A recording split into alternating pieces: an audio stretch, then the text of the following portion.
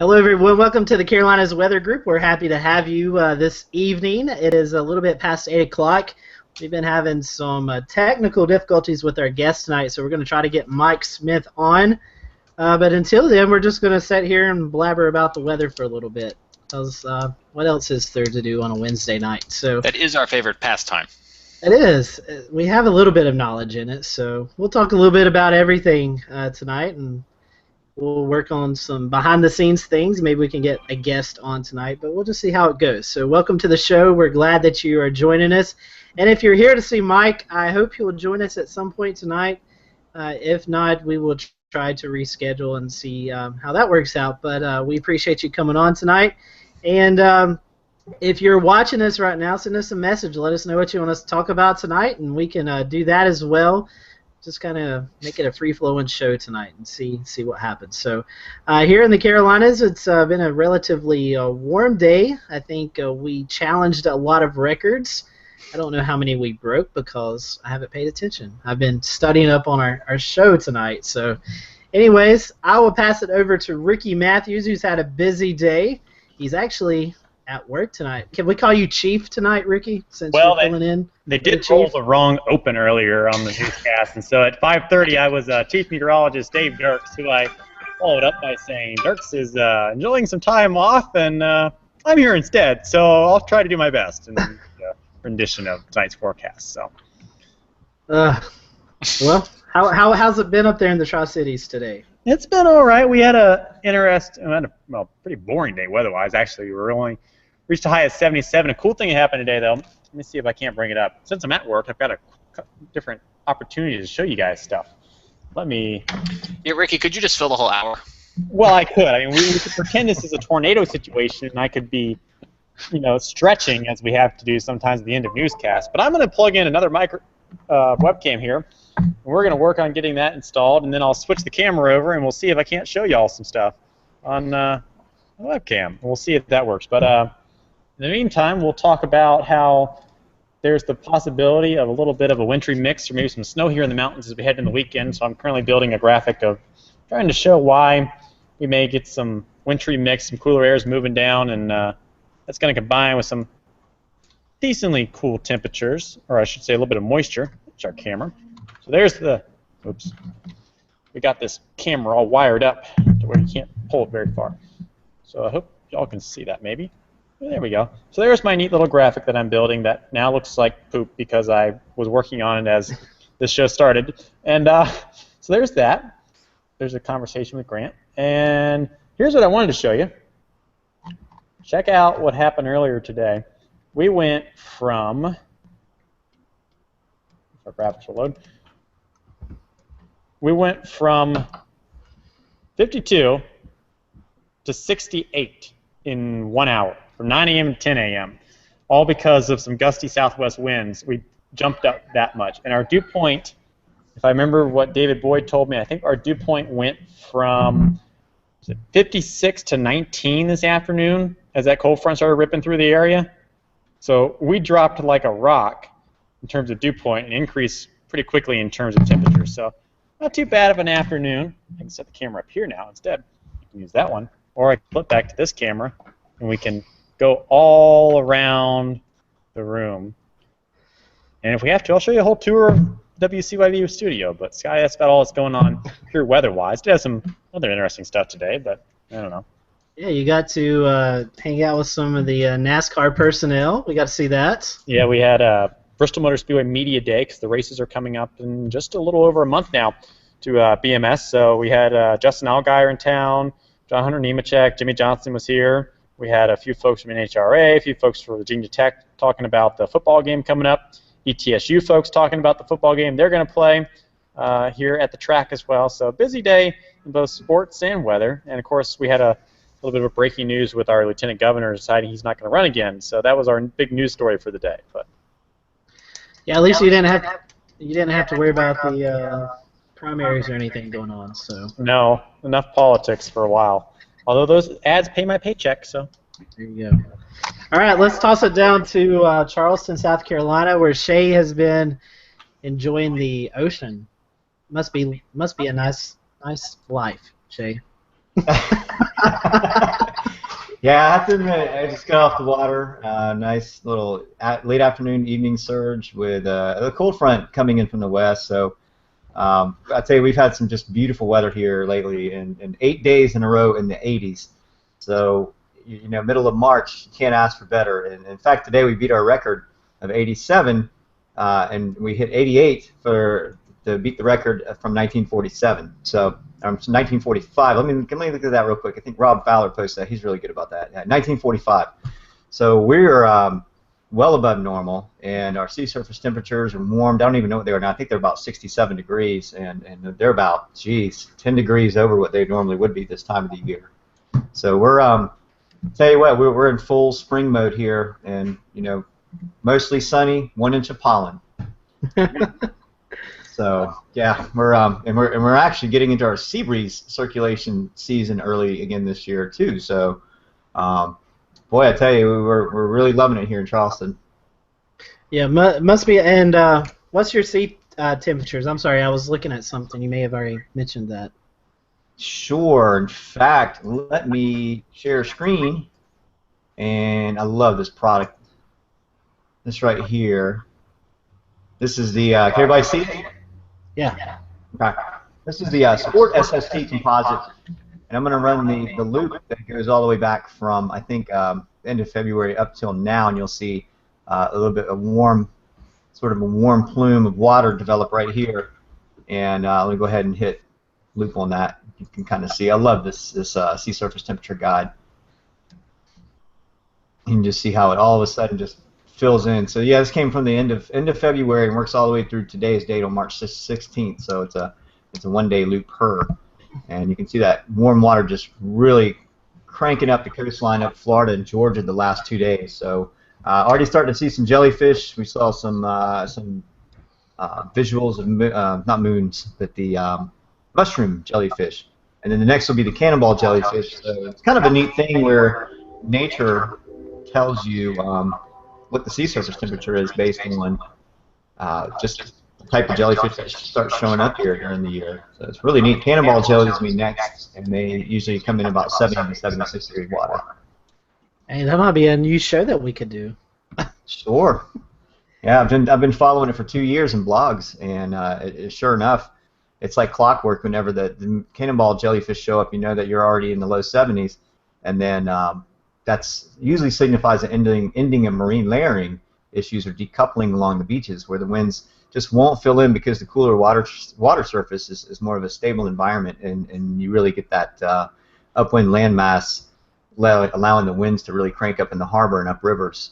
So with the inland you might have 25 knots cranking, and then on the beaches you may have only 9, and that's a typical symptom of decoupling along our coast this time of the year. But man, I tell you, we're starting to edge away from that very quickly.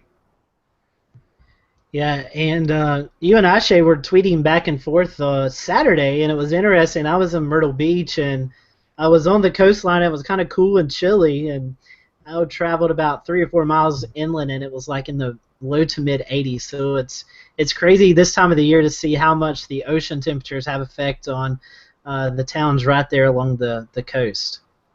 That's right, yeah. But I mean, beaches, even now, they were warm today. They were probably in the mid to upper 70s, and the high temperature inland 88. And when your water temperature down in the low 50s, of course your beaches only get to about 60, 62 when you have the mid to upper 80s inland. So sometimes you can get a 20 or 25 degree temperature difference just between the beach and inland, just a few miles. So yeah, it's we're loving it. We're loving it. I think we got one cold shot coming this weekend where we get down in the 40s for lows for a couple nights, and then we're going to warm back up again. I think we're going to be home free for the spring. I think we're all ready for that. Let's get this last little shot of cold air out, and we'll be ready. Now, what's the word on your area for that? Are you guys looking at possible wintry precip? I think maybe for the mountains, the higher elevations, I went with a low temperature of 32 to 34 on Monday morning. We kind of flirt with freezing then, and then I think that's about the only time for our area outside of the mountains to flirt with below freezing temperatures. But I know that Ricky was talking about up there they could see some snowflakes, and I think the higher peaks we could see some few snowflakes, but I think that's probably winter's last gasp. At least I hope so. I've caught spring fever. I'm ready for the 70s and 80s to continue. And you guys were talking about the cold front. Speaking of, before we toss to Peter up in Philly, the only severe thunderstorm warning in the entire country is right over or close to Ricky's hometown in Hampton, Virginia. It's just outside of it, close to Norfolk. So I don't know if Ricky is watching that or not, but I thought that was interesting. So. Anyways, let's throw it up to Peter, who actually had a little bit of weather to talk about today. Yeah, it was a pretty boring day so far. We had a lot of sunshine today. We made it up to near 70 degrees, but then the heating of the day, we had some showers and thunderstorms pop up, and I didn't really get much. I got a little bit of rain, but that wasn't anything big deal. But up to my north, loud rumbles of thunder and lightning, and the sky was a little ominous and whatever, but that's a typical spring thunderstorm, whatever, over here. So, but I can't believe we're talking about warmth and thunderstorms today, and maybe some snow on Sunday, first day of spring. But yeah, social media is blowing up with that and going crazy. That the Euro is showing a ton of snow. But hopefully it doesn't happen, and we go back up to the 70s again. But we'll see. But this week has been pretty gloomy and rotten. We've been in the 40s and 50s much of the week. I said we hit 70s today, and then we're going back down to the 40s and 50s through the weekend. So that's the Philly area for you. It's a lot of roller coaster rides through this time of year. So what are you going to do? Just got to deal with it.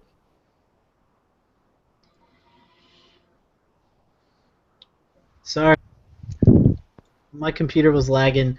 Let's go to James and Kit, who are in the Charlotte metro area, and kind of talk about their days today and how they're dealing with all the pollen down there. It seems like it's like just a yellow dust everywhere. Jay, you want to go first? Sure. Actually, I will start with this beautiful shot of the sunset. I don't know if Kit saw it as well, or how much of our area saw it, but we had quite a nice sunset out today. So let me screen share that with you. This was just taken a few minutes ago. So another nice warm day here.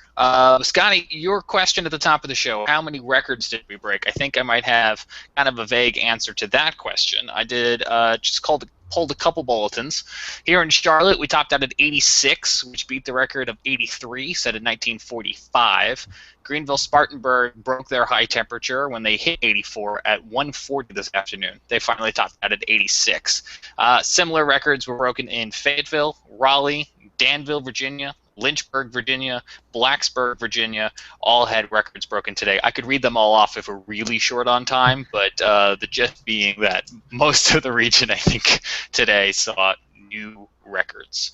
And also wanted to quickly share this from Dr. John Knox, professor at the University of Georgia, who oversees the University of Georgia's Weather Challenge Group. Some of you may have participated in that in the past or are currently participating in it. Looks like they're forecasting for Raleigh County, West Virginia. But you'll notice today that even there, they had a little bit of an unexpected warmth. But hey, I'm going to tell you what, that kind of bust happens here probably on a weekly basis. If we get a southwest wind, you get a westerly or just a southerly wind, or if you get southeasterly downsloping winds, we'll bump our temperatures up 4 or 5 degrees. And a lot of times our morning meteorologist has to bump his noon temperatures up significantly too because we just changed that much. And just like today, I think we were 3 degrees above whatever the models were saying, just because it's how it is. I sometimes add 2 degrees to whatever the models are saying because of a southwesterly wind. So. Hey, you learn something from doing these forecasts. Doesn't that seem like something that could easily be corrected in the models, or is it not consistently wrong? Perhaps, but I mean, you're dealing with a global model, or right. A lot of time a NAM model for a national basis that's trying to resolve small-scale features like that. Sometimes our in-house models will do pretty well. Sometimes, like you take the HRRR, runs at 3 kilometers, and you try to use it, it's still not going to pick it up, or it's too warm. So you got to be careful sometimes with which one you pick. Ricky, in those kind of events, can you pinpoint like your southeast flow? Could you regularly differentiate a model that might work better, like the WRF 2K or 3K or the HER 3K or any of the higher resolution? They just don't get it, do they? Not off the top of my head. Sometimes the wrap. It'll be interesting to see how that one comes in, at least on the meteograms, because that's most of what I look at when I look in the morning. Is that one will be 5 or 6 degrees above whatever the guidance is, and that's usually my first heads up of, something's going to be different than what most of the global or national models are saying today. So there's a few tricks, but there's nothing I've really nailed down yet. Ricky, have you ever used the in-house model from Barron's? I know you said you have WSI there at the station, but have you ever used their BAMs? It tends to work pretty well here in Charlotte. Yeah, I haven't used it like operationally. I used to use it when I was at News Channel 3 as like a intern, and I would use it for thunderstorms and stuff like that, but I've never used it operationally for like temperatures or something like that. I've seen it work pretty well here in Charlotte, of course, though I haven't seen any of them be able to handle the cold air damming that we get. Yeah, that one's a monster of its own. Yeah.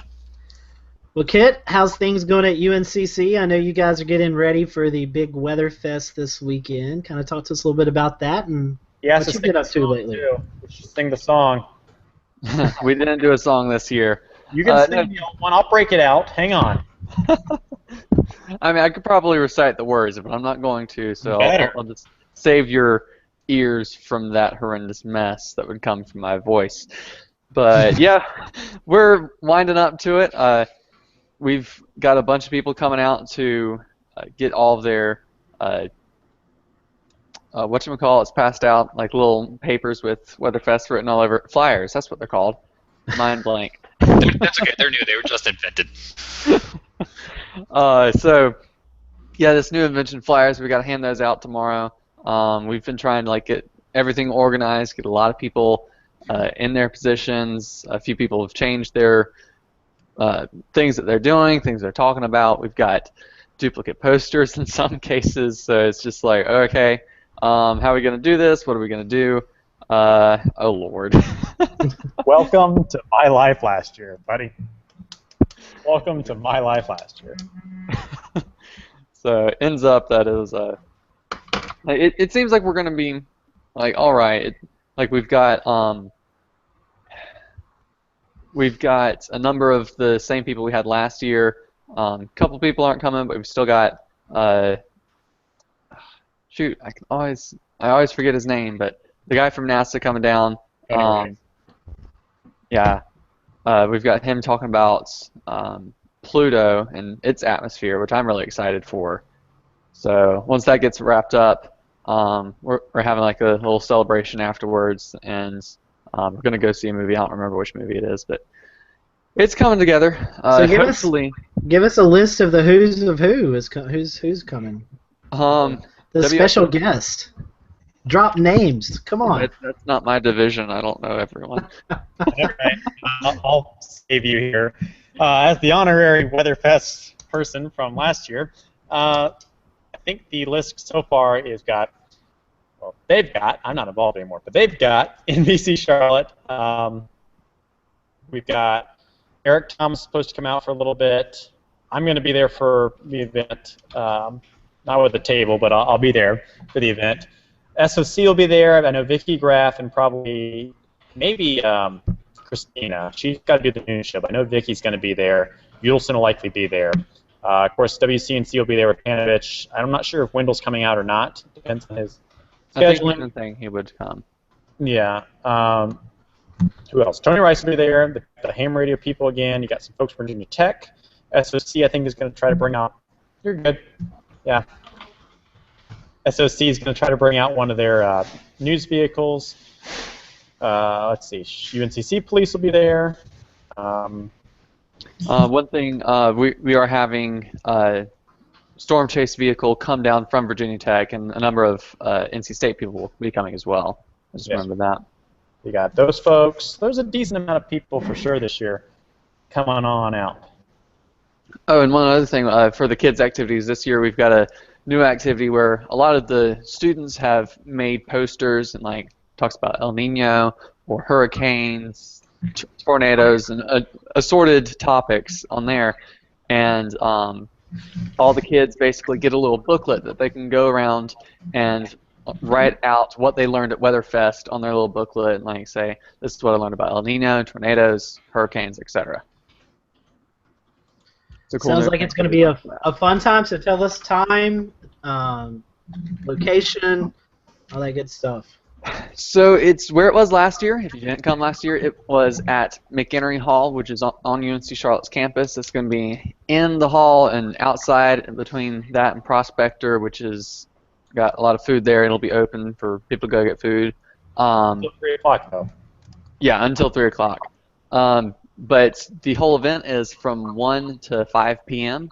That's this Saturday, March 19th. Sounds like it's going to be a fun time.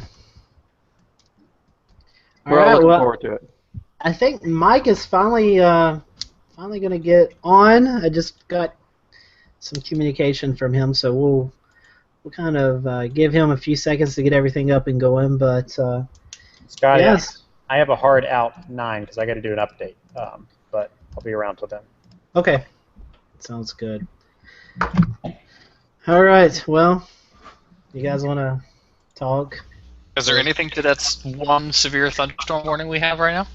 I looked at it. It looks like the biggest threat for that is hail, if anything. It's in the city of Suffolk and Isle of Wight County, which is in eastern Virginia. Mainly impacts would be the generic, quarter-size hail and 60-mile-per-hour winds. Probably a downburst. I haven't brought it up on GR, but that seems to be what they pulled the trigger on that one for. It's a relatively small storm too. I mean, it's not that big. It's only in a small, teeny little slot, kind of right when you get past downtown Suffolk, heading towards Franklin, in the western portion of Suffolk. Well, now it's moving basically right into downtown Suffolk. But if you ever travel from Norfolk to Emporia, you've certainly driven through downtown Suffolk, and you know exactly where I'm talking about. It's a place where you got to go from like 55 down to 35 pretty quick. I was trying to figure out DBZ4. Speed traps. Yep. Hey, how about that impressive thermal updraft rotation yesterday in the Chasers group? Boy, that was impressive. It was. Hey, I see that Mike's on. Can you hear us, Mike?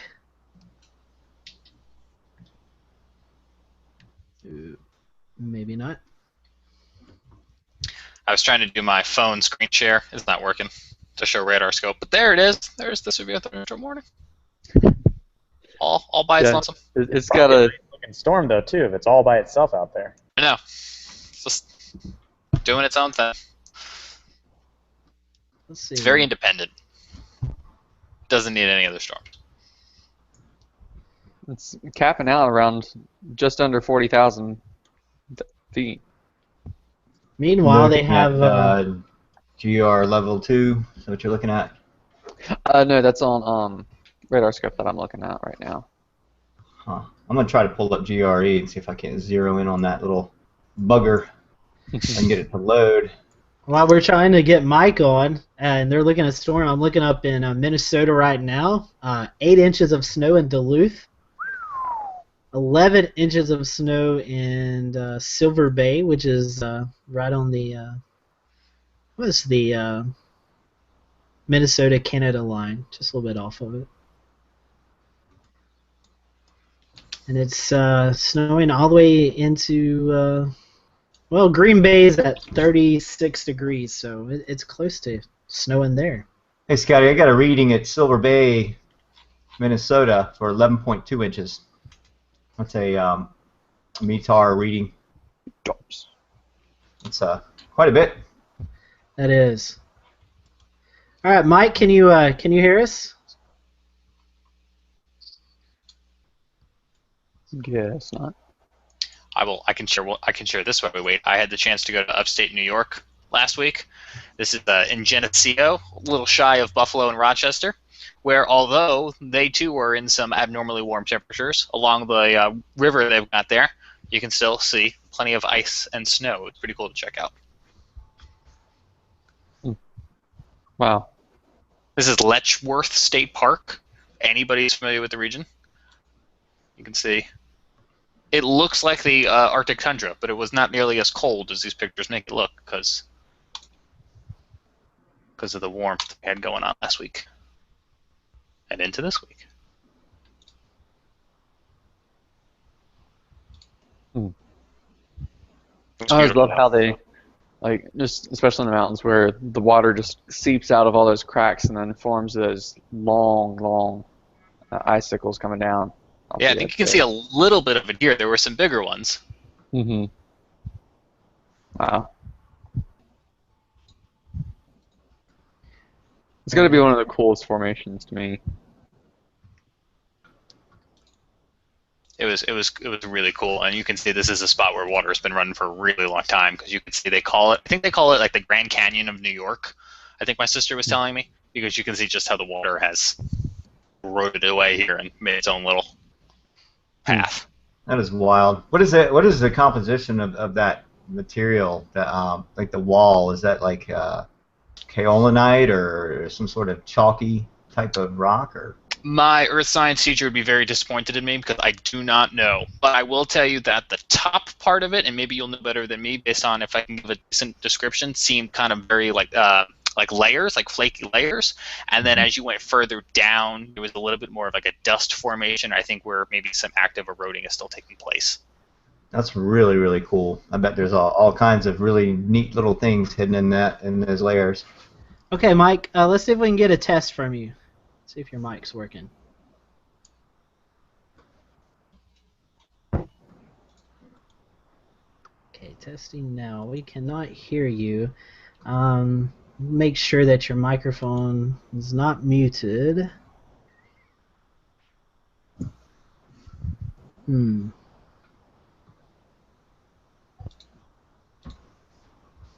anybody hear Mike? Maybe it's just not me. Can you guys? Yeah, I can't. I cannot hear him. Okay.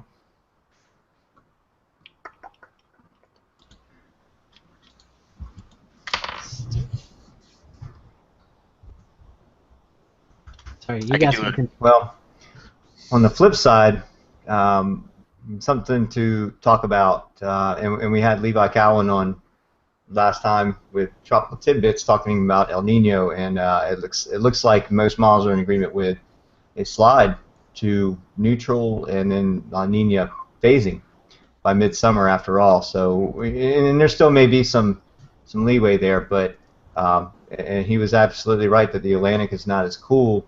I'm sorry, as warm as it should be in the tropical zone. So, you know, I'm not sure exactly when. Does anybody have a ETA on when the hurricane forecasting be coming out from NHC or William Gray or any of those consortiums from Europe? Usually, I think it's around May. May. I was thinking April for some reason, because sometimes in May we start to see some of the activity already starting off of our coastline.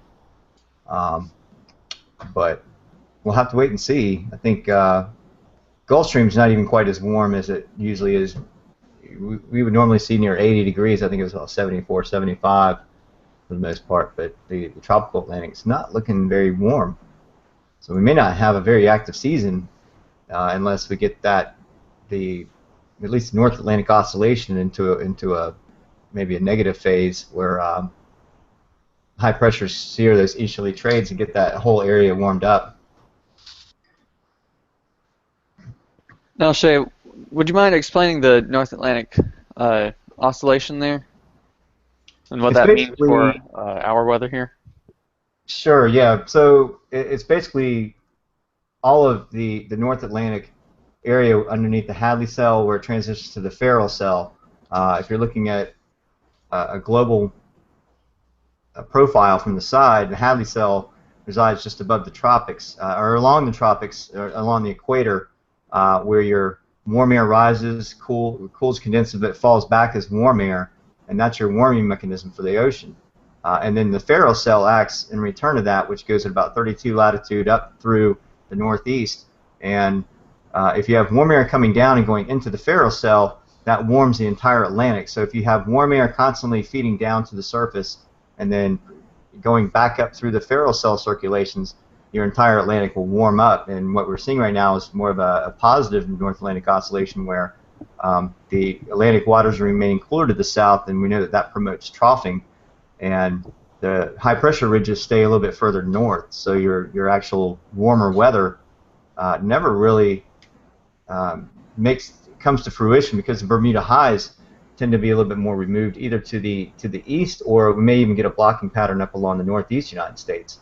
and where you may even end up with like dual high pressures, one over the Great Lakes, and that's we've seen that in La Nina seasons before. So I was looking at some of the outlooks for that, and it showed sort of a pattern for the next couple of 3 months with warmer than normal air over the Great Lakes, and then also below average precipitation. So we could be looking at some drought situations.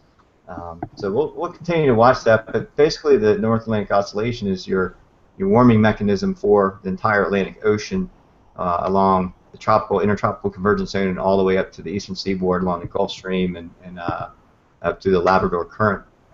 So that's it's sort of, if you think about a gigantic Bermuda high that encompasses the entire Atlantic Ocean, not just Bermuda, but it also extends all the way back to the Azores. So you're thinking about Bermuda Azores high, and that's sort of an equal high pressure that really steers those easterly trades. And when you don't have that warm circulation from the Hadley cell, your easterly trades are weaker, and so that warm water does not really get a chance to really come up through the Bahamas and some of the Caribbean areas and into the Gulf, and even the Gulf of Mexico. I think it only has one small plume of warm water coming up for it now, and it won't be getting much help from those easterly trades anytime soon. So. All right, guys, I'm going to interrupt you for a second. Let's see if Mike can hear us now. Can you got us, Mike? I think so. You sound good, buddy. We got you. Sorry for all the confusion. I don't know what the problem was. It's all right. Technology is like that sometimes. It gets us all. So it's all right. No worries. Well, it's great to be here tonight. Oh, we're excited to have you. How's things out in Wichita today? Extremely busy. We were busy evaluating our performance on the tornadoes in northern Illinois last night, and an evening like that, because we have lots of clients in northern Illinois, is very, very busy for us. And then just the usual flow of work getting ready for the bulk of storm season. Well, let me bring you into our followers who are watching tonight. This is Mike Smith. He works for Accuweather Enterprises, Senior Vice President with the company. He was the founder of Weather Data and writer of a few books, When the Sirens Went Silent, Warnings. And Mike, you've been in weather for a long time, and kind of tell us about. I've read your book. Tell us a little bit about what got you interested in weather. Believe it or not, it was 59 years ago this May, and an F5 tornado went through my neighborhood. It destroyed my kindergarten. It killed 44 people. And the very next day, when my mother drove me through the damage area, I said to myself, you know, anything that could do all this had to be pretty interesting. And from that day forward, I've known I wanted to be a meteorologist, and my mind never changed. Yeah, I was reading some of your, just some of the way that whole day went with, back then tornado wasn't even a word that you're supposed to use, and it just kind of tell us about, for those who have not read your book, tell us a bit about how that came about and how tornadoes at that time was kind of an off subject. We're not supposed to mention those. Yeah, it was a banned word. It was May 20th, 1957, in the southern suburbs of Kansas City. And there had been some terrible, terrible tornadoes the previous 4 years. You had the tornadoes that hit Waco, Texas, that killed more than 100. You had the Flint, Michigan tornado that killed more than 100, those two in 1953. And then the day after Flint, there was the Worcester, Massachusetts tornado that killed just shy of 100 people. And then in 1955, 2 years later, you had the Udall, Kansas tornado, which killed 77. And then there was a tornado in Blackwell earlier that same evening. And between the Blackwell and the Udall tornadoes, it killed more than 100 people again. And earlier, the month before, you had the Dallas tornado, and it killed a large number of people. So tornadoes had been in the news a lot, They had killed many, many people by today's standards.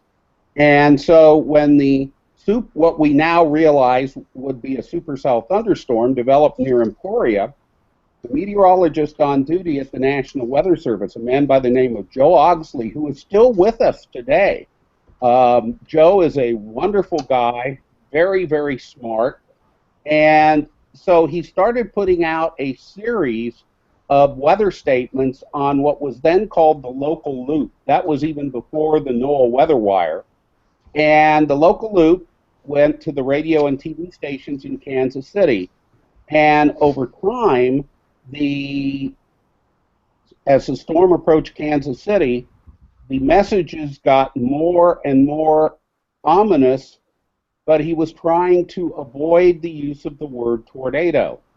And that was especially acute in Joe's case because a few years earlier, when he had been with the Weather Bureau in Sioux City, Iowa, he had issued what would have then been called a tornado warning, and the regional headquarters found out about it. He was severely reprimanded, thought he would lose his job, and so he knew that you don't do this.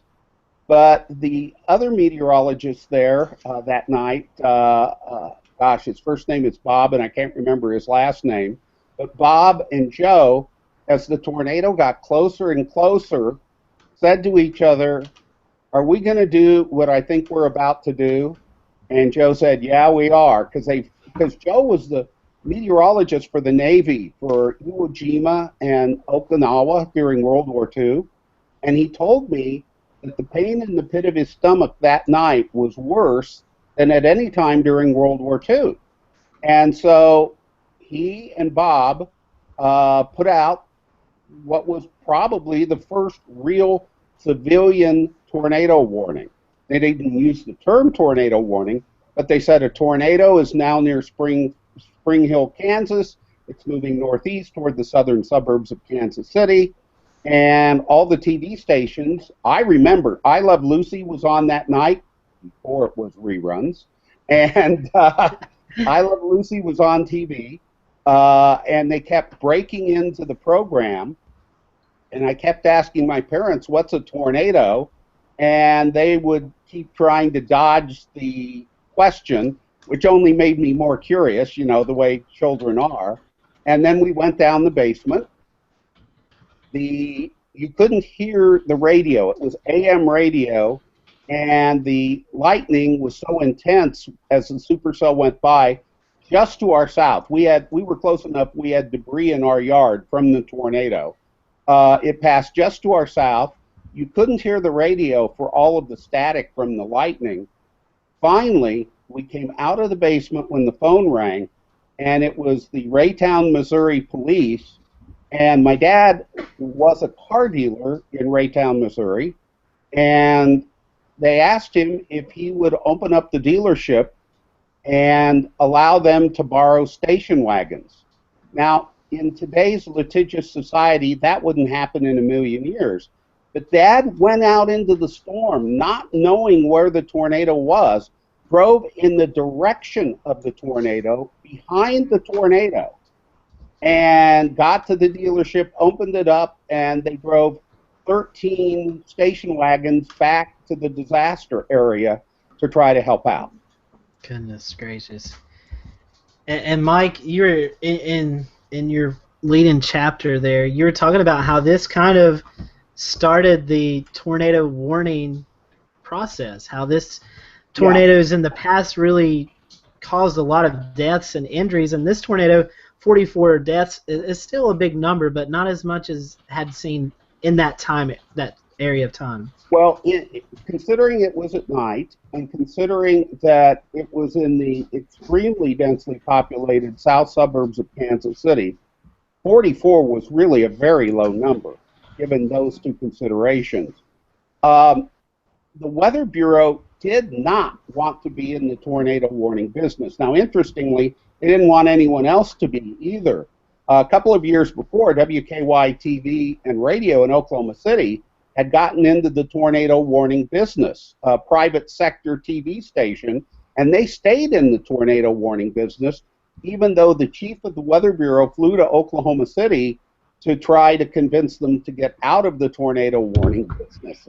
But in 1957, when Joe issued his warning, the Kansas City Star, the newspaper then and now in Kansas City, and the other media in Kansas City loved the tornado warning. And if the media loves it and if the public loves it, then the politicians love it. And whether it wanted to be or not, the Weather Bureau was dragged kicking and screaming into the tornado warning business. And from that leads us to, throughout the next several years, it's been a pretty good process until we had an encounter in Joplin, and that kind of was the exact opposite of what the success story was. So maybe we can kind of talk. I know you were invited to visit the area after the tornado. Kind of talk to us about that, which inspired you to write one of your other books. Yes, that book is called When the Sirens Were Silent. Immediately after the Joplin tornado, when the death toll mushroomed to a almost unbelievable 161, I thought that the stories that the warnings had worked well and everything were correct. And they sort of were in a very narrow sense. But I went to a meeting in Oklahoma, and suspiciously, no one wanted to talk about Joplin. And when we were talking about the tornadoes of 2011, everybody wanted to talk about the tornadoes in the South and the other tornadoes. No one wanted to talk about Joplin, including some people who were in Southwest Missouri at the time. And I thought, that's kind of interesting. Why don't I look into it? Well, I had been invited to Joplin by the Chamber of Commerce a couple of months before that meeting. And that was the second time I'd been in Joplin since the tornado. And both times, the people I spoke to, and the people who go to a Chamber of Commerce meetings are smart people. They're business people, entrepreneurs. And in both cases, person after person after person told me that no, they didn't tell us the tornado was coming. They told us it was going to the north of the city. And I thought, they must not have understood, even though that was perhaps on my part, not really listening with an open mind the way I should have. So I started looking into it, and the more I looked into it, the more alarmed I became. And I then put together a timeline. And by this, I meant literally second by second. I took all of the YouTube videos I could find, the TV coverage that I could find, the record from the National Weather Service of all the warnings and statements, and literally put them together second by second. And there were several things about the Joplin tornado that I believed caused the higher than expected death toll. One was the tornado was completely invisible. We all know that when the sirens go off or when the TV is broken into, people run out the front door and look to see if they can see the tornado. Well, they ran out to try to see the Joplin tornado, and it was completely invisible.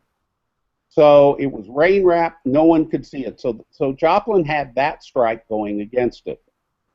But I believe the more important matter was at what they issued a tornado warning, I believe at 5:07, 5:09, the National Weather Service out of Springfield, and it was for northern Barton County, which contains Joplin. It did not include the city of Joplin. Well, even though the emergency manager had the technological ability to sectorize the sirens, he sounded them in Joplin, even though it was not in the warning. So people turned their TVs on when they heard the sirens go off, and they were told by the radio and TV stations, this warning does not include Joplin. So they went about their activities. Well, about 5 minutes later, the National Weather Service issued a second tornado warning that did include the eventual path of the tornado across Joplin. Well, the emergency manager made the decision that became the title of the book. He decided not to sound the sirens. Well, since everyone had been told the tornado was, and the tornado warning was going to the north of town, and since the sirens didn't go off again, there was no reason for them to turn their TVs back on. So they had no way of knowing that they'd gone from safety to a very dangerous situation. And then the third factor was, on 3 occasions, the National Weather Service mislocated the tornado and said it was moving northeast. For example, when the tornado was just about to cross into the western city limits of Joplin, they said the tornado was 6 miles northeast of Galena, which is north of Joplin, moving northeast at 40 miles an hour. Well, that movement and location completely misses the city of Joplin. And so if they were watching, they were hearing these reassuring words that Joplin didn't have anything to worry about. And you can prove this for yourself, in case you doubt my hypothesis here. You can prove this yourself by going to YouTube and looking up the coverage from KNSF TV. And you'll hear a news reporter by the name of Jeremiah Cook, and you'll hear a young meteorologist by the name of Megan McArdle. And she is describing the report of a tornado at Galena. Now, Galena is the next town west of Joplin. It's in southeastern Kansas. Of course, Joplin is in Missouri. Problem was, the tornado was crossing into Joplin at that time.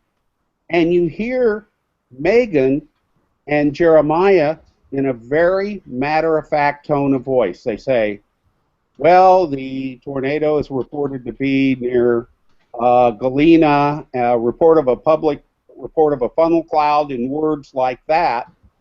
The master controlman of the TV station has punched up their tower cam, and you're seeing what you and I would know to be power flashes. At first, Jeremiah says, well, that's lightning. And you hear Megan start to sound a little concerned and say, well, yeah, maybe that was lightning. And then, boom, boom, boom, boom, boom, rapid fire power flashes. And Megan says, wait a minute, I said Megan. Caitlin McArdle, please excuse me. Caitlin McArdle.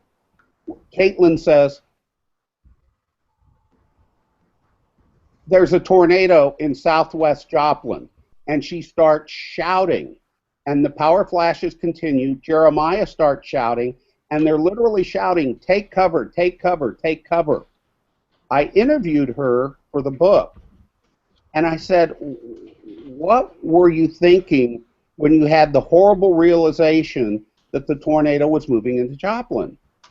And she said to me, Mike, I was shocked the tornado was in that location.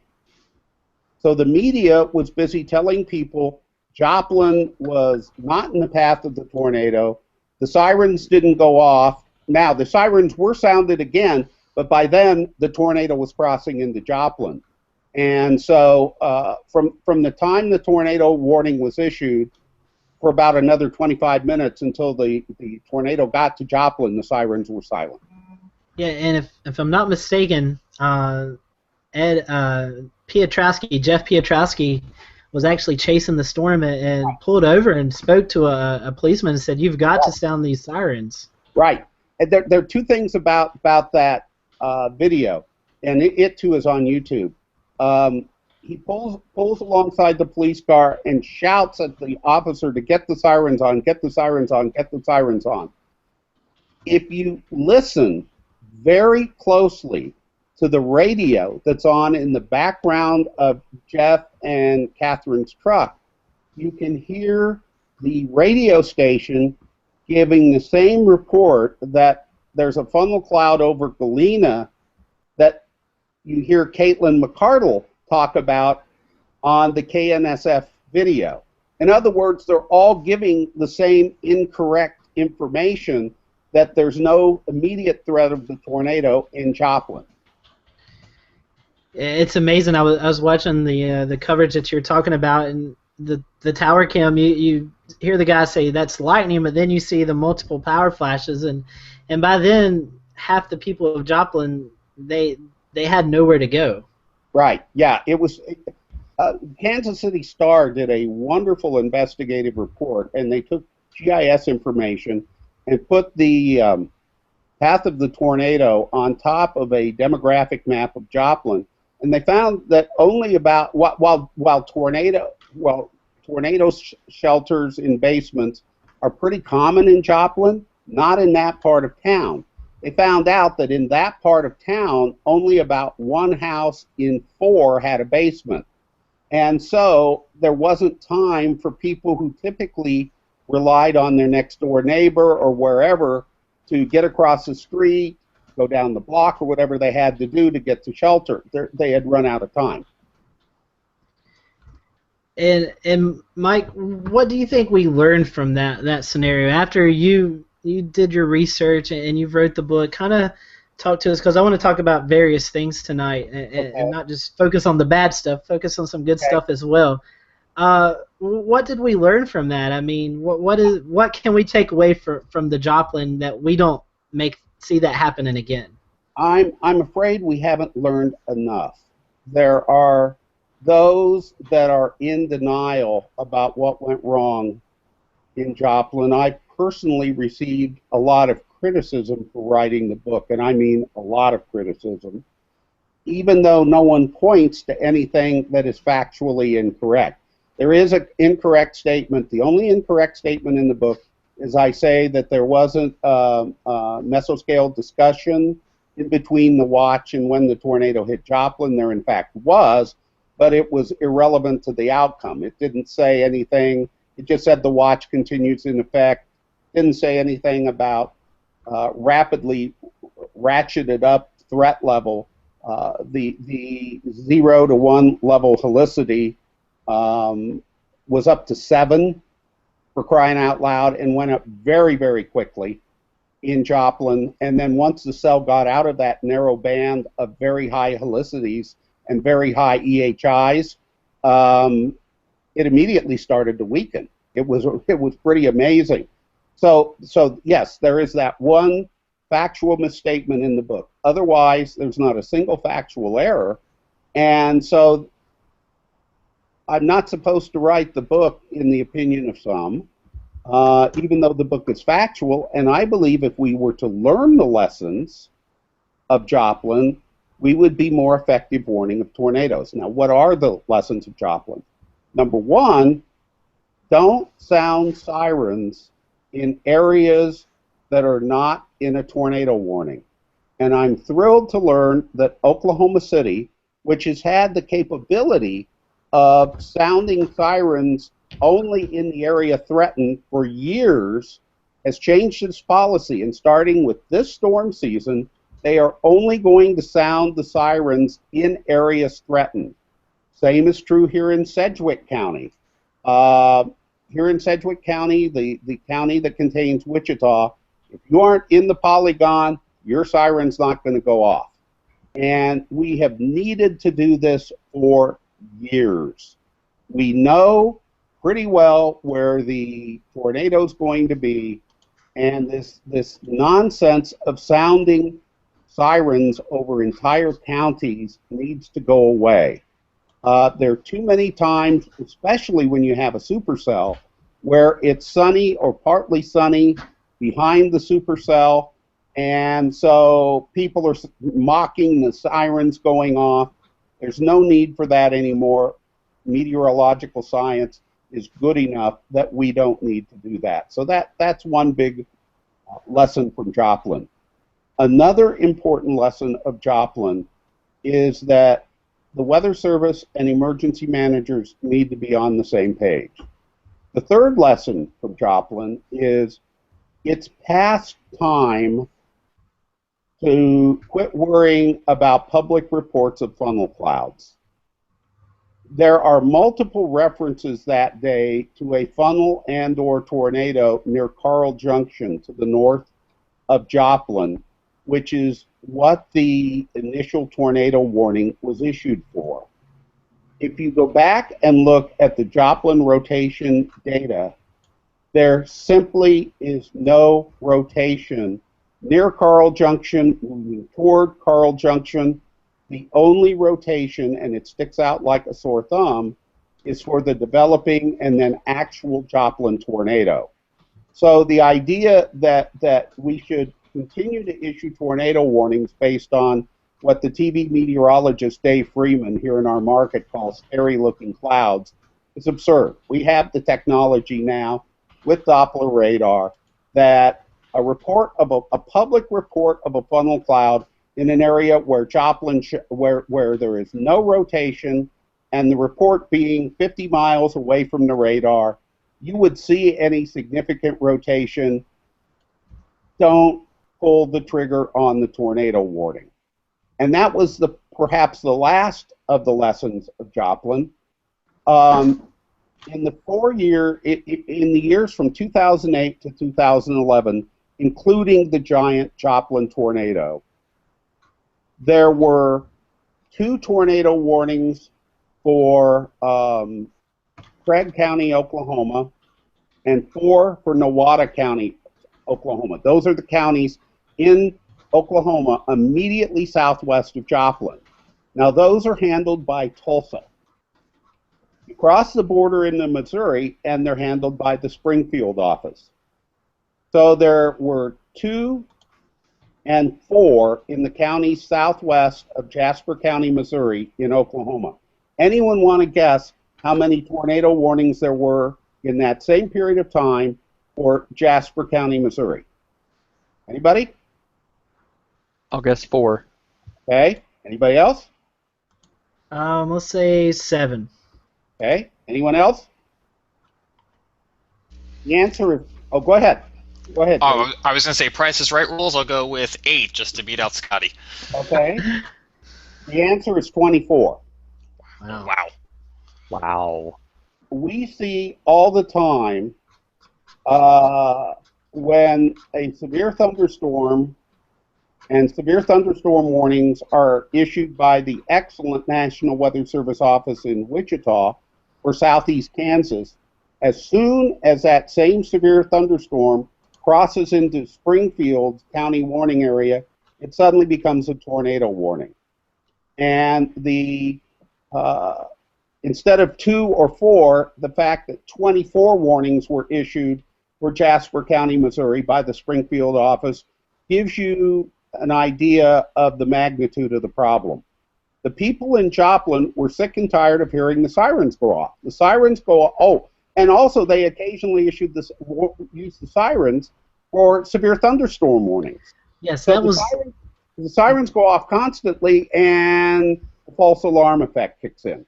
That was one thing I was meaning to bring up from what I've read is they issued severe thunderstorm warnings and the sirens went off. That to me, that I shake my head on that. I don't know about that logic. Well, when you make that many errors in warning strategy, that's how you get 161 deaths. Now, I need to point out something.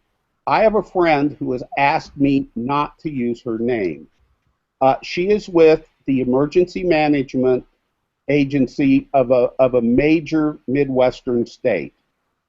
And they have some proprietary software where they enter the path of a tornado, its intensity, etc. And it will spit out a rough estimate of the number of deaths so that they know how to size the response. She told me that the software estimated 35 to 40 deaths for Joplin. I think that's actually low. I think, given the fact that this tornado was nearly a mile wide at times, in a densely populated area, let's say 50 to 60 deaths. But that indicates that the issues with the warning system may have cost 100 lives that day. And we need to be scientists. Meteorologists need to be scientists. And we need, like doctors do, to face up to our issues. And we need to do it fearlessly so that we learn from our mistakes and we get better and better and better. Which I know I got something to add to that, but I know James has a question, so I'll let him shoot it out, shoot his question up right quick. Go ahead. Mike, I was just curious, in your research, besides some problems and areas of improvement in the warning system, there obviously is a cycle of information gathering. Amateur radio operators, spotters, to the National Weather Service, to the media, and around we go. Is there any part of that cycle that you noticed has room for particular improvement? I think amateur radio is a good source of reliable reports. Law enforcement and fire, etc., if they're trained, are a good source. However, the public is not a good source. Now, if it's the public 100 miles away from the radar, it may be all you have to live with, because the antenna's beam is high enough up, you may not be able to see a tornado down low, and especially if it's a tornado rather than a funnel cloud report.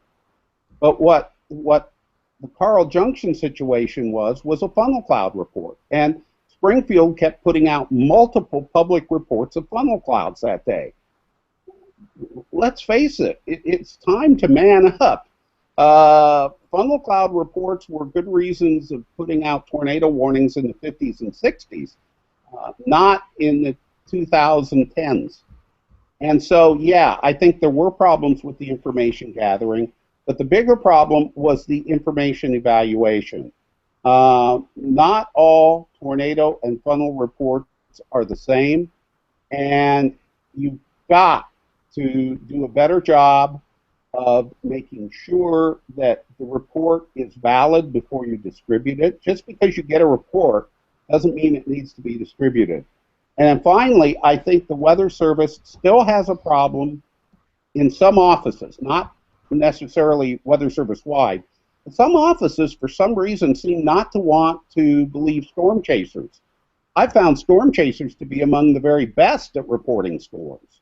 So I think the Weather Service needs to reevaluate the weight they put on reports. And I would put storm spotters and storm chasers at the very top of the hierarchy, and the general public probably at the bottom.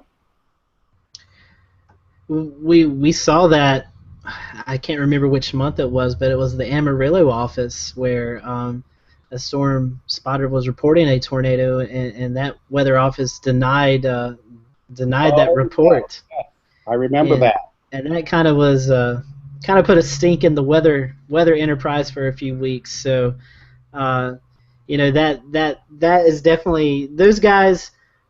I don't want to say all storm chasers are trained out there, because there are some that just go out because they want to do it. But a lot of those guys, they're either backed by a university or some kind of backing to actually do the work out there, and they're actually scientists out working in the field. So I agree with you that their reports need to be top of the right. priority, and then come down, the trickle down effect. Well, one of the things that amused me, one of the criticisms from a shall we say Weather Service person that's posted on the site at Amazon, is how could I make the comment that people were fleeing instead of chasing the storm as it went into Joplin. Now, Jeff and Catherine Petrowski paralleled it on old Route 66 to its north. But the question was, how could I possibly know? Well, the answer is spotter network. And you could see the people getting out of the Joplin area.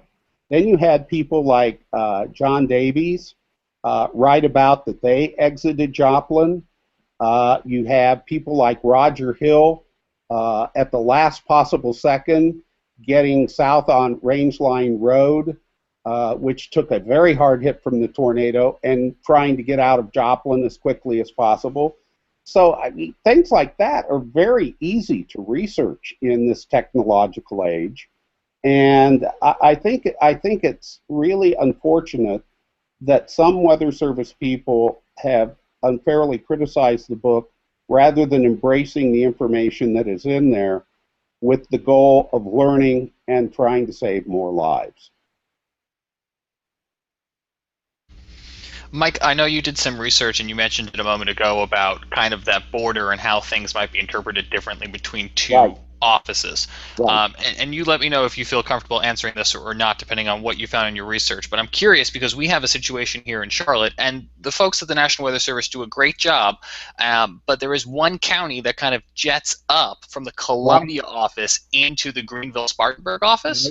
Right. So sometimes there's a slight disconnect into getting some of those warnings issued across that kind of peninsula, if you will, of that county watch area that sticks in. How did you find systematically the communication was between offices, generally speaking?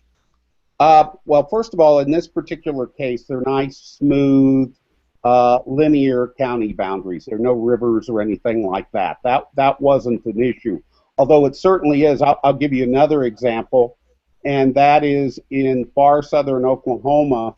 There is a peninsula from southern Oklahoma that sticks into northern Texas, and there is a huge casino in what really should be northern Texas, but for the bend in the Red River.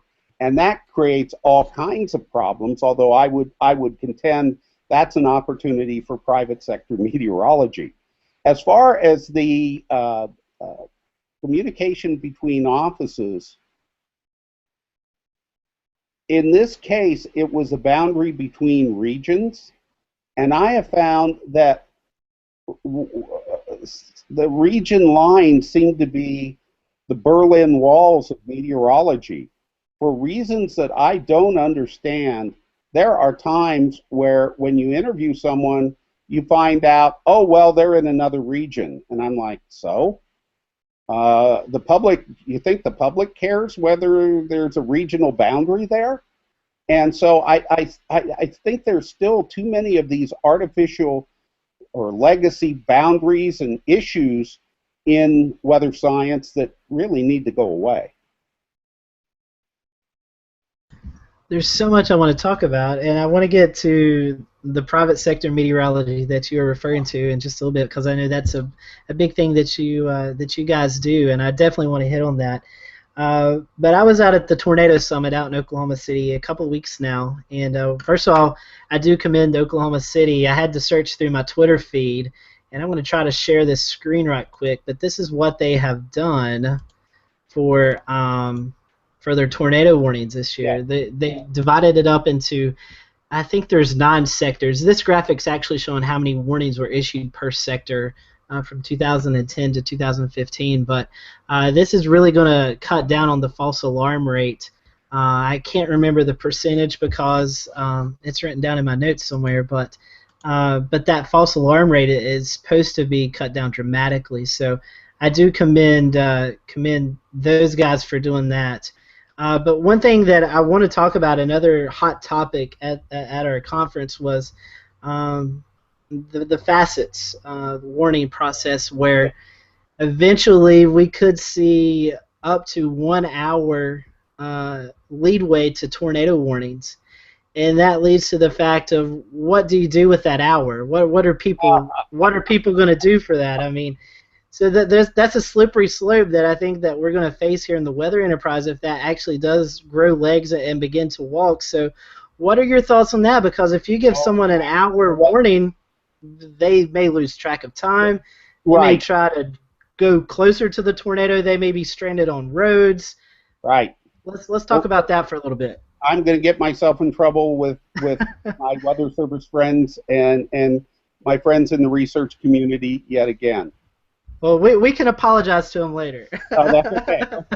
First of all, the report, the service assessment on Joplin was terribly flawed, in my opinion, and that led, in turn, to the terribly flawed impact-based tornado warning program and telling people you're all going to die if you're not underground and nonsense like that. And they've toned down some of it, but we have no way of knowing when a tornado is going to lift. We have no way of knowing whether a tornado on the ground is going to be an F1 or an F5. We just have no way of knowing. It's a terrible idea if for no other reason we don't have the science. Well, now Facets comes along. Dr.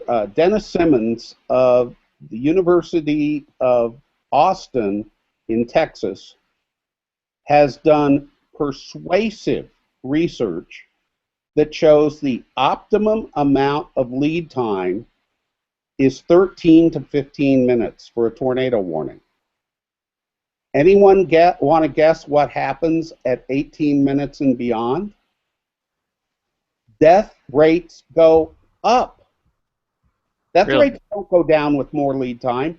Death rates go up.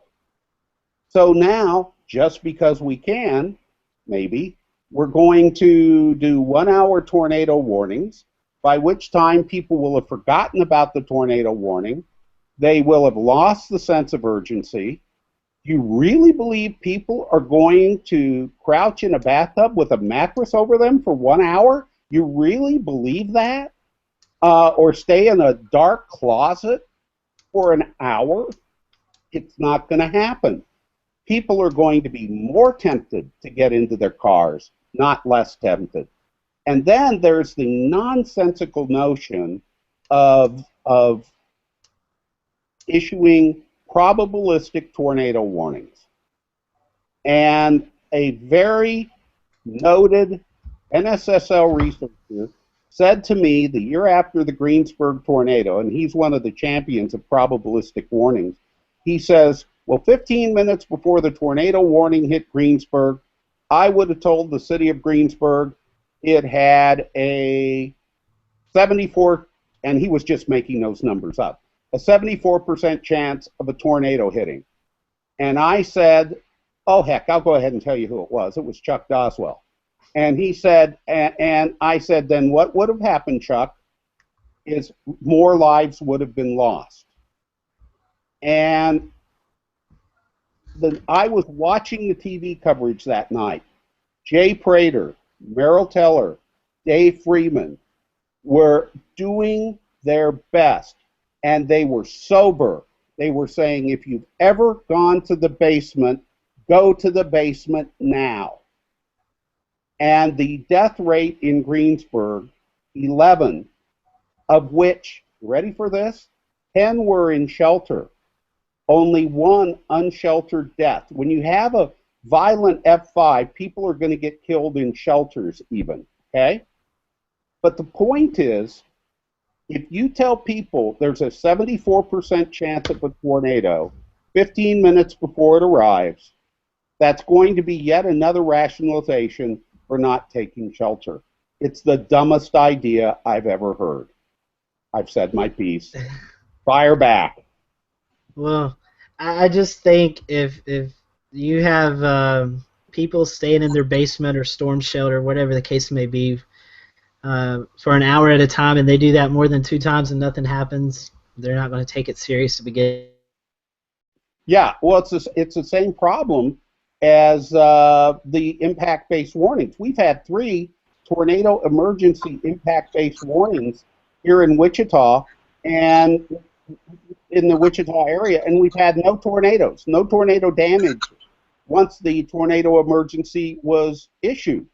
I cannot tell you, 2 of my best friends were furious with me after the May 19th, we're all going to die tornado emergency for Wichita, and there was no damage at all in the city of Wichita. And they were furious with me because the NOAA weather radio, they were in the basement with their kids. The NOAA weather radio kept saying, "You're going to die," and scaring the kids to death. That's not what we want to do. Scotty's computer froze, or he lost internet, so he'll be back shortly. Okay. Mike, I'm Joey, by the way. I'm sorry. I've been in and out, so I couldn't quite jump in the show earlier. I will say one thing, though, because I came here in time to catch you mentioning Chuck Doswell. There's an open invitation for Chuck to join the show anytime he wants. He hasn't accepted yet, but it's out there. That's fine. So, which, you know, obviously for the same reasons you have, we'd like to have a discussion with him about things. But anyway, do any of the other guys have any questions right now while Scotty dropped out? So, Mike, I guess just to recap for folks who might be just joining us here at 9:20 Eastern, we're talking, I guess, a little bit about the flow of information. And would you say the idea really here is to better the flow of information to make it more accurate so that we don't have, on one end of the extreme, too many warnings, and on the other end, not warning or not categorizing when we really do have the particular dangerous situations? No, I would disagree with you on that. We don't know which are the particularly dangerous situations. The first night, it was in April of 2012, when like a month after the Weather Service introduced the impact-based warnings. The Weather Service issued a couple of tornado emergencies for a little town southwest of Wichita, Conway Springs, Kansas. And fortunately, after telling Conway Springs twice they were all going to die, one tornado went to the west of town, one tornado went to the east of town. We don't have the level of precision needed to tell people exactly where the tornado is going to hit, and we have no way of, in order to tell people that this is going to be an F4, F5 Joplin-like tornado, we darn well need to know if the tornado is going to be on the ground by the time it gets to whoever we're telling is going to have this mega disaster. But we have no science, none, that tell us when a tornado is going to lift.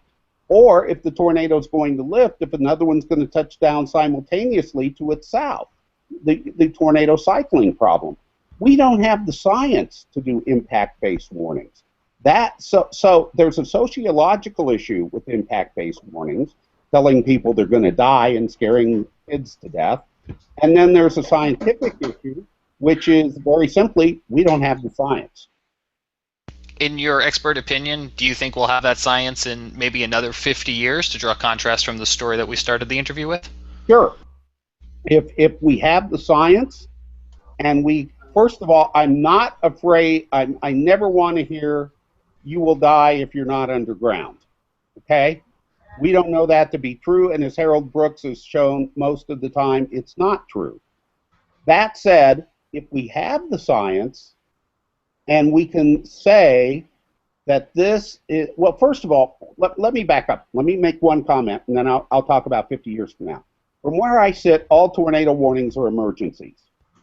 If you're in an untied down mobile home, you can easily die in an F1 tornado, okay? I hope all mobile homes are tied down, but we both know that's not true. And so all tornado warnings at the current state of the art, because we really can't differentiate ones from fives, all tornado warnings are emergencies. So the tornado emergency, I think, risks training people, especially here in Wichita, now that we've undergone 3 of them and nothing's happened, training people that it's going to be this horrible, incredible disaster and nothing happens. Well, then what's next? The super duper mega tornado emergency? I mean, you're dumbing down the tornado warning system that has worked very well up till now. Now, to answer your question, 50 years from now, if we have the science, if we have the social science of how to communicate it, then I'm all for it. I'm not against it in theory, I'm against it in practice, given the state of the art in 2016. I could certainly respect that answer. That makes perfect sense to me, and I think we saw that a little bit on a tropical scale with Hurricane Sandy and all the over categorization of that storm. I think we have Scotty back now too. Right? Yeah, the internet took a hiatus for a couple of minutes, so I apologize about that. James, you were talking about hurricanes real quick. I want to touch on hurricanes before we talk about what AccuWeather provides everyone. I don't think a lot of people know all the things you guys do there, but one thing, and Shay had to leave, he lives in Charleston. One thing, Mike, that kind of scares me or concerns me, and again, something we talked about at our conference a couple of weeks ago, is the lack of preparedness that the folks along the East Coast and the Gulf of Mexico have about hurricanes. The upcoming hurricane season may be a little bit more active than we've seen in the past, I don't know, 8-10 years since it's been really active. So kind of talk to us about your thoughts on that. Do you think people are not as prepared as once they were, or maybe how people in the Midwest are prepared for tornadoes every spring? I think you've got a huge issue that's developed. The insurance companies love the fact that there's not been a Category 3 or stronger hurricane in the United States for 10 years, which is by far the longest in perhaps 200 years, certainly 150 years, okay? The problem is, I was speaking to a utility industry conference in Houston 2 years ago, right at this time. And at that point, it had been 8 years. And I asked for a show of hands. And by the way, virtually everyone was from the Gulf Coast, okay, who was attending that conference. I asked for a show of hands, and I said, how many of you have handled, given it's been 8 years since we've had a Category 3 or stronger hurricane hit the U.S. coast, how many of you have handled a Category 3 or stronger hurricane? Answer, about 1 in 4. The experience, the learning curve for how to handle a major hurricane in our rapidly mobile society and the demographics of people my age. We're retiring right now. And so the crusty guy with the utility who's handled 5 major hurricanes over his career, they're retiring. So, a lot of people have computerized what used to be up here, that sort of knowledge. Computers don't work super well in the last few hours of the approach of a hurricane. So it's my concern that we may be setting ourselves up for a major hurricane loss of life without even a Katrina-type situation. We may lose lives because of the lack of experience in the Gulf population, and frankly, we don't have that many emergency managers, either public or private sector, left who have actually worked a Category 3 or stronger hurricane. Yeah, it's very concerning, definitely, and Shay has talked about this a few times, just the population growth of places like Charleston and Savannah, Georgia, and Jacksonville, Florida, Yes. Miami, Tampa, getting all those people out in just a day or two. I'm afraid that we may have to be faced with that at some point this upcoming year, because I don't know if we're ever overdue for something, but I do believe we're overdue for a hurricane. Yeah. Statistically, we are way overdue. On top of that, I don't want to talk about global warming tonight. Won't talk about global warming tonight. But we do have, regardless of the cause, a slowly rising sea level. And so you take a slowly rising sea level, and then if you get unlucky like we did with Sandy, where you get the major hurricane coming in at high tide, wow, there are going to be problems, to put it mildly. Definitely. But let's kind of, I feel like I've loved this, and Mike, I tell you, we could talk to you for hours, and I loved all the talk that we've done about warnings and stuff, and don't get me started on flood warnings, watches, advisories. There's way too many of those. Yes, there are. Goodness, we could do a show just on that altogether. But one thing that I would love for Kit to jump in here, because he and Peter both are college students. One thing that I've heard is there's not a lot of openings in the weather enterprise. I mean, we have TV and National Weather Service, but myself, I work with emergency management, do some weather, some meteorology for a few emergency managements here in the Western Carolinas. But Accuweather, you guys offer so many outlets for folks. Kind of talk to us. We have a big college population that watches our show, so talk to us about Accuweather and what you guys do in the private sector and how the meteorology field is really open for a lot of opportunities. Well, I'm happy to report we're growing, and because of growth, we have opportunities for meteorologists. Now, I need to give you a little background into Accuweather. There's Accuweather Inc., which is based in State College, Pennsylvania, and it is a big media company. Then there's the little part of Accuweather known as Accuweather Enterprise Solutions. That's the part of the company I work for. We very much overlap in places, and AES is completely owned by the parent company, Accuweather, so we often speak of ourselves as working for Accuweather. But we're the business-to-business part of Accuweather, and most of that part of the company is based in Wichita. And AES is an extremely innovative company that does a lot of really cool things.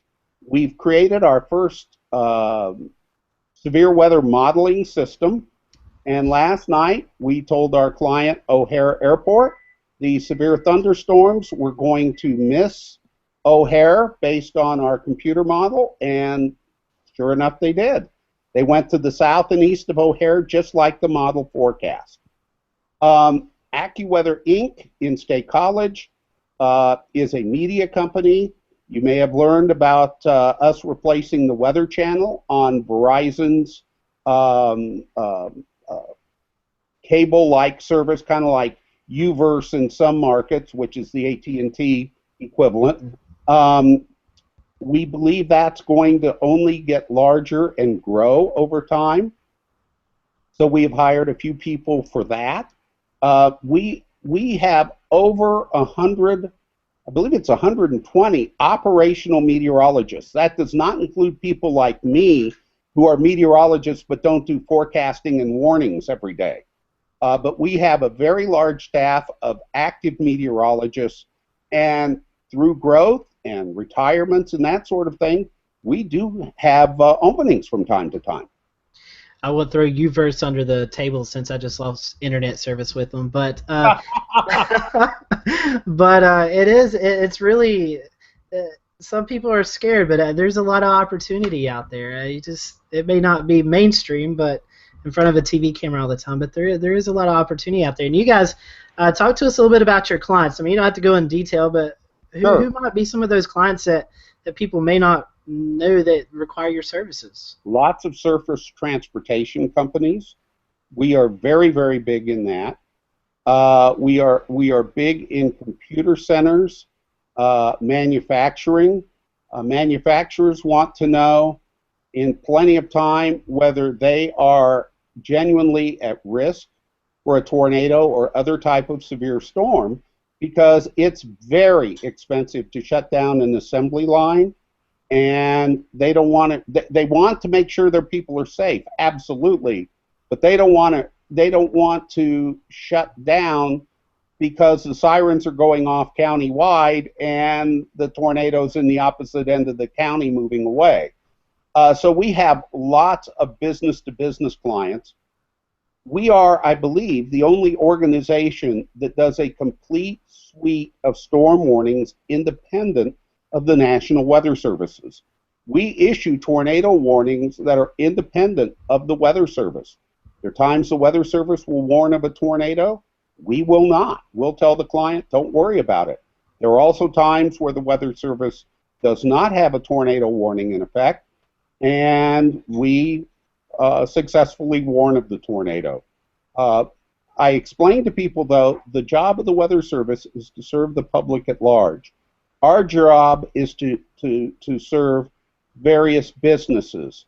So the two are not conflictive, they're complementary.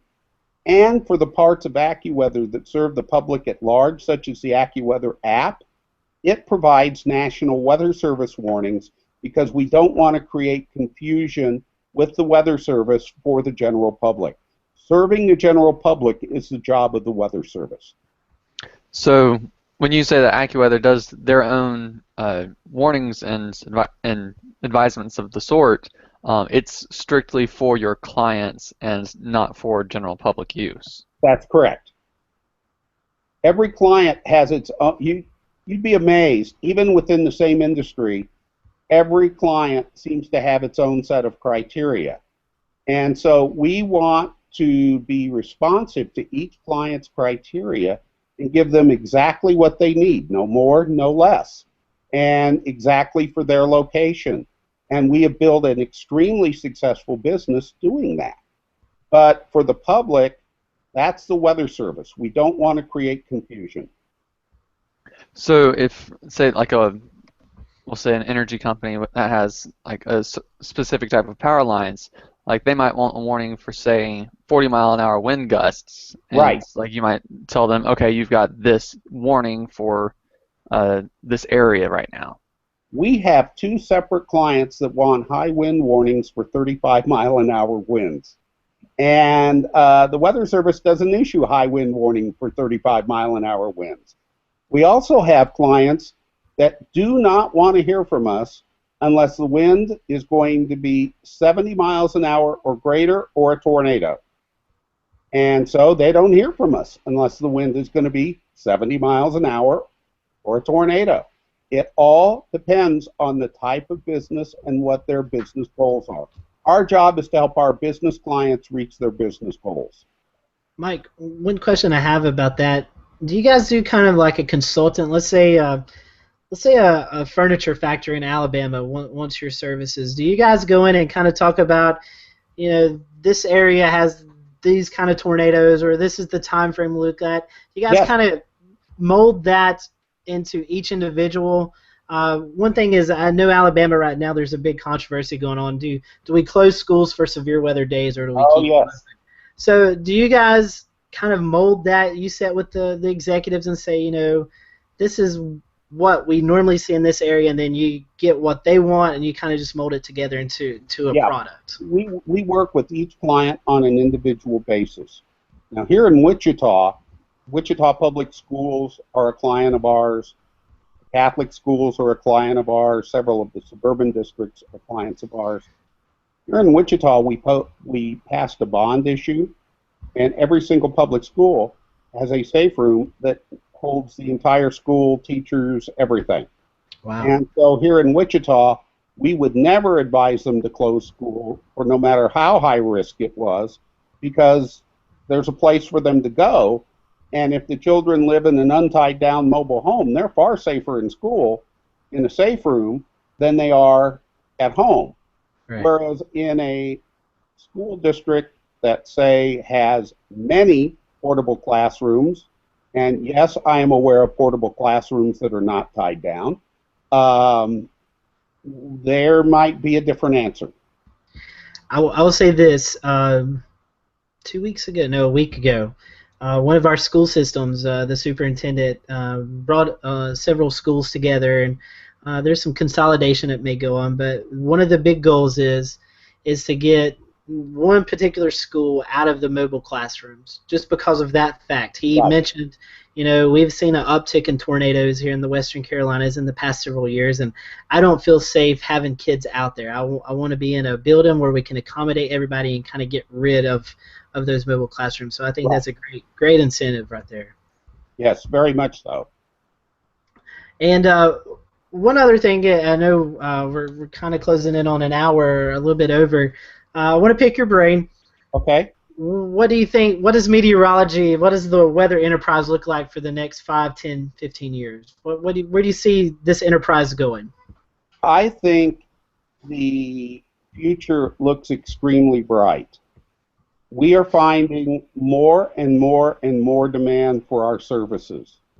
We opened another branch that does analytical services about a year ago, and that's been hugely successful. We're finding that we live in an era where businesses can't take the risks that they used to take.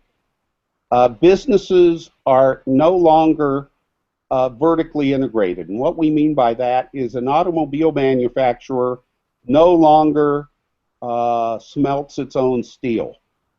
Whereas 80 years ago, they did. Ford in Detroit had a plant. There was a steel plant next door. They don't do that anymore. And so the steel manufacturer has one set of criteria. The automobile manufacturer has another set of criteria. The tire factory has a third set of criteria. And so it's all specialized now. We live in an era of specialization. And if people can be innovative, just like we have with this new amazing severe weather computer modeling system, people will invest and they will be innovative. I predict they will do very well.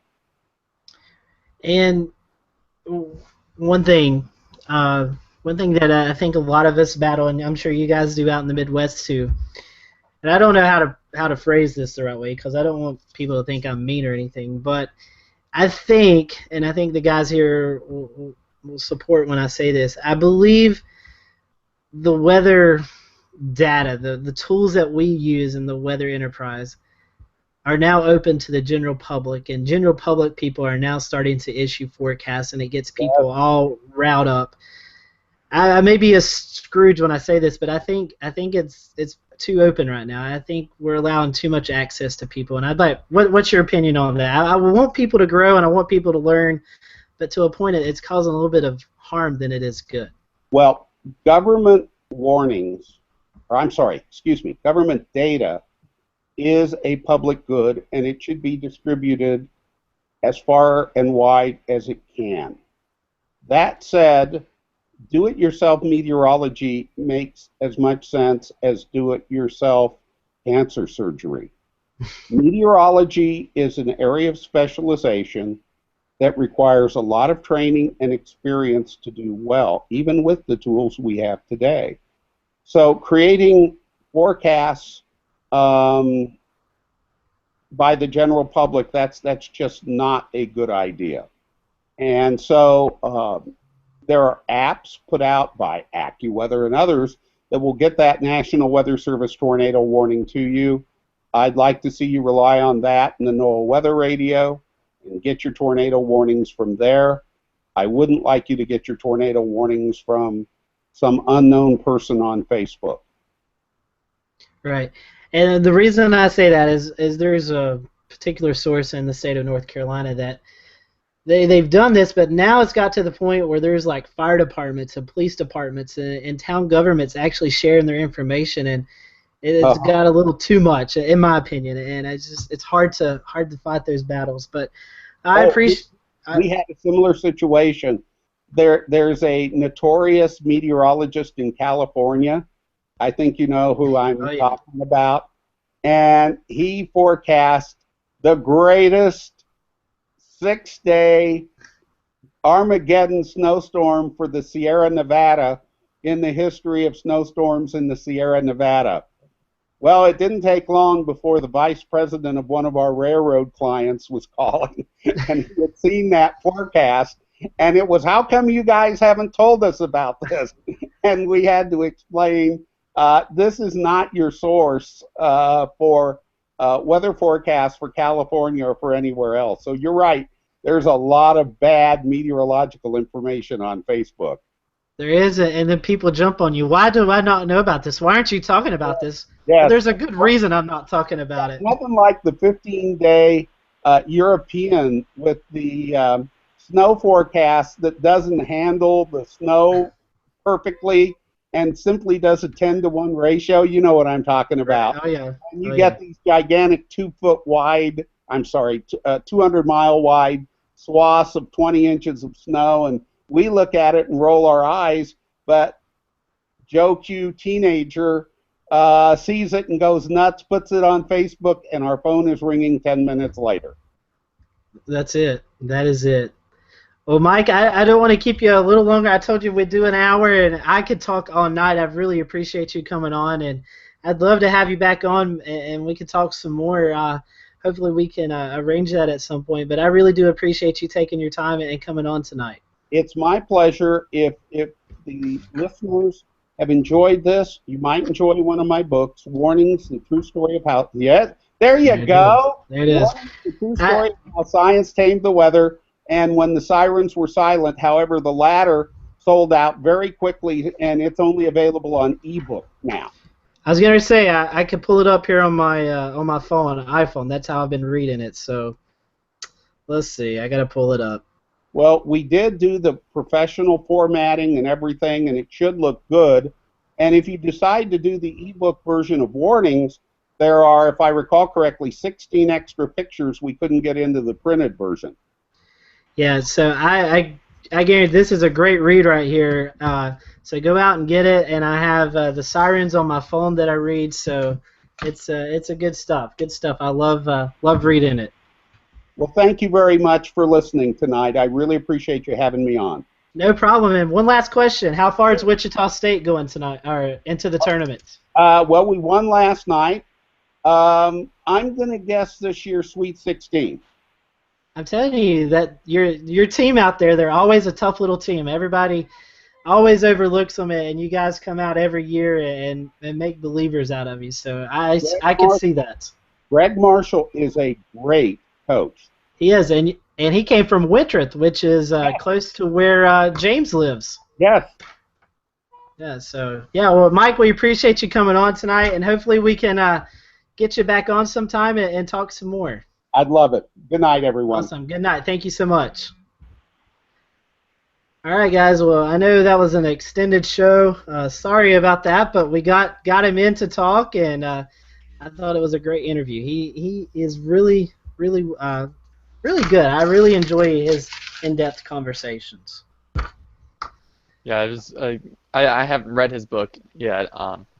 Keyword there. So it was cool getting to hear what I presume is a lot of what is in his book about what happened with Joplin, because I hadn't really been paying attention when that happened. Like, just at that point in my life, I knew that Joplin was hit by an F5 tornado, but I didn't know like what it was, and I had never really understood why it was so devastating.